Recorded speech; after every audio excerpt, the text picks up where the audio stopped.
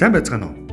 Албан тушаалтан иргэн төрийн нууцтай танилцах эрх олгохтой холбогдуулан тагнуулын байгууллагаас явуулах аюулгүй байдлын шалгалтын тухай тайлбарлая. Аюулгүй байдлын шалгалт гэж юу вэ? Төрийн нууцтай танилцах албан тушаалтан иргэн эрхлэх ажил үүргийн хүрээнд хамаарах нууц мэдээлэл танилцах тодорхой нөхцөл шаардлагыг хангаж байгаа эсхийг тагнуулын байгууллагаас шалгах үйл ажиллагааг хэлнэ. Төрийн нууцтай танилцах эрх. Төрийн болон албаны нууцтай танилцах нэгдүгээр түвшний эрх нь төрийн нууцын онц чухал нууц, маш нууц, албаны нууцын нууц зэрэглэлд хамаарах мэдээлэлтэй тус танилцсан. Төрийн болон албаны нууцтай танилцах хоёрдугаар түвшний эрх нь төрийн нууцын маш нууц, албаны нууцын нууц зэрэглэлд хамаарах мэдээлэлтэй тус танилцсан. Төрийн болон албаны нууцтай танилцах 3 дугаар түвшний эрх нь зөвхөн албаны нууцын нууц зэрэглэлд хамаарах мэдээлэлтэй танилцсан. Төрийн нууцтай танилцах албан тушаалтан иргэнийг аюулгүй байдлын шалгалтанд хамруулж, нууцтай танилцах эрх олгох үйл ажиллагааг дараах дарааллын дагуу хэрэгжүүлнэ. Төрийн болон албаны нууцын тухай хууль тогтоомжид заасны дагуу байгууллагын удирдлага, нууц хамгаалах ажилтан тухайн байгууллагын төрийн нууцтай танилцах эрх бүхий албан тушаалтны жагсаалтын төслийг боловсруулж, тагнуулын байгууллагын саналыг авч баталсан байна. Төрийн нууцтай танилцах эрх бүхий албан тушаалтны жагсаалтаас дорж хэрхэн аюулгүй байдлын шалгалтанд бэлдэж байгааг жишээ болгон харуулъя.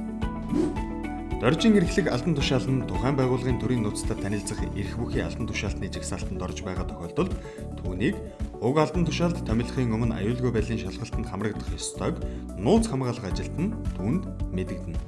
Доржин өөрөө тагнуулын байгууллагын аюулгүй байдлын шалгалтанд хамрагдахыг зөвшөөрсөн тохиолдолд дараах баримтыг бүрдүүлж нууц хамгаалах ажилтанд өгнө. Аюулгүй байдлын шалгалтанд хамрагдах зөвшөөрөл. Нууц хамгаалах ажилтан болон төрийн нууцтай танилцах эрх бүхий албан тушаалд нэр дэвшигчийн анкет. 3 үеийн намтар.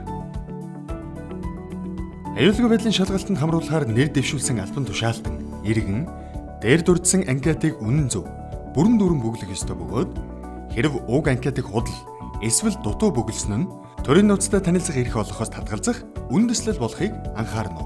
Нууц хамгаалах ажилтан Б доржин бүрдүүлсэн дээрх 3 төрлийн баримтыг хүлээн авч түүнийг аюулгүй байдлын шалгалтанд хамруулах тухай ил дугаар олгосон албан бичгийн хам тагнуулын байгууллагад хүргүүлнэ. Аюулгүй байдлын шалгалт явуулах тухай бусад байгууллагаас ирүүлсэн албан бичгийг хүлээн авсан тагнуулын байгууллага холбогдох нэгж ажилтан аюулгүй байдлын шалгалтыг ажлын 15 хүртэлх хоногийн хугацаанд явуулж хариуг албан бичгээр хүргүүлнэ.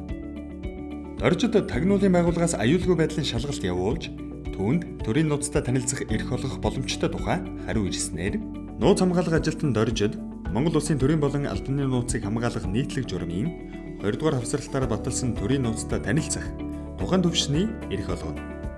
Нууц хамгаалах ажилтан Монгол Улсын төрийн болон албаны нууцыг хамгаалах нийтлэг журмын 2 дугаар хавсралтаар баталсан төрийн болон албаны нууцыг задруулахгүй байх баталгааг зөвхөн нэг удаа бичгээр гаргуулan авснаар түүнд төрийн нууц танилцуулна. Анхаарах зүйл.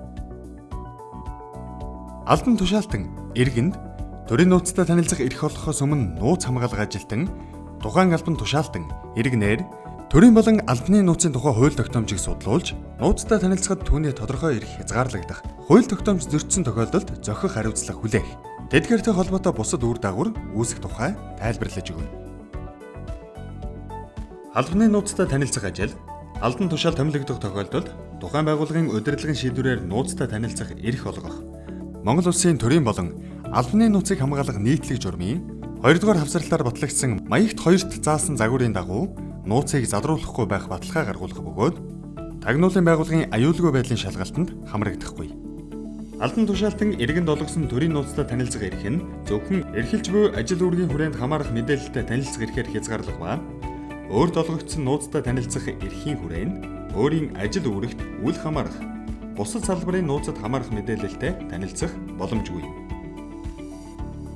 Нууц хамгаалах ажилтан дээрх бүх алхмын дагуу мөн шалгалтанд хамрагдахын зэрэгцээ төрийн байгууллагаас хийх ярилцлагад хамрагдана.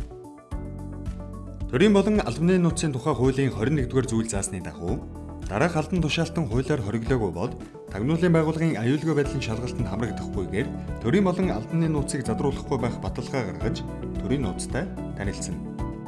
Монгол улсын ерөнхийлөгч, улсын их хурлын дарга, ерөнхий сайд. Улсын их хурлын болон засгийн газрын гишүүн. Төрийн болон албаны нууцад хамаарах асуудлыг хянан шалгах зорилгоор улсын их хурлаас байгуулсан ажлын хэсгийн гишүүн эсвэл энэ зорилгоор тусгайлан эрх олгогдсон хүн тухайн шалгах асуудлын хүрээнд хуулиар танилцуулахыг хориглосноос бусад нууцад хамаарах мэдээлэлтэй танилцсан. Гүйцэтгэх ажлын мэдээллийн их сурвалж болон гүйцэтгэх ажлын нэгдсэн тоо бүртгэл холбогдох мэдээлэлтэй зөвхөн шалгаж байгаа асуудлын хүрээнд улсын их хурлын зөвшөөрснөөр улсын их хурлын тусгай хяналтын дэд хорооны дарга гишүүд танилцах бөгөөд бусад хүн танилцахыг хориглоно. Үндсэн хуулийн цэцэн гишүүн, шүүгч, прокурор, мөрд өгч зөвхөн шалгаж шийдвэрлэх тодорхой хэрэг маргаанд хамаарах төрийн болон албаны нууцтай хуулиар тогтоосон журмын дагуу танилцсан. Монгол банкны ерөнхийлөгч, улсын их хурлаас байгуулагддаг байгууллагын дарга, агентлагийн дарга, бүх шатны засаг дарга нар аюулгүй байдлын шалгалтанд хамрагдахгүй. Албан тушаалтан иргэнд төрийн нууцтай танилцах эрх олгохоос татгалзах үндэслэл. Албан тушаалтан иргэнд дараах үндэслэлээр төрийн нууцтай танилцах эрх олгохоос татгалзана. Төрийн нууцтай танилцах шаардлага нөхцөлийг хангаагүй. Аюулгүй байдлын шалгалтанд хамрагдах төрийн болон албаны нууцыг хамгаалах баталгааг бичгээр гаргаж өгөхөөс татгалзсан. Аюулгүй байдлын шалгалтанд өөрийн тухай болон холбогдох бусад мэдээллийг танилцуулаагүй эсвэл худал мэдээлсэн. Төрийн болон албаны нууцыг хамгаалах журмыг удаадаар эсвэл ноцтой зөрчиж байсан. Гэмт хэрэг санаатай үйлдэж эрүүгийн хариуцлага хүлээсэн. Эсвэл эрүүгийн хэрэгт шалгагдаж байгаа. Монгол улсын харьяатаас гарах хүсэлтэд гаргасан. Сэтгцийн өвчин, эмгэгтэй тогтоогдсон. Мансууруулах болон сэтгцэд нөлөөлөх бодис, согтууруулах ундаанаас хамааралтай. Албан тушаалтан иргэнд төрийн нууцтай танилцах эрх олгохтой холбогдуулан тагнуулын байгууллагаас явуулах аюулгүй байдлын шалгалтын үйл явцыг харууллаа. Анхаарал тавьсан танд баярлалаа.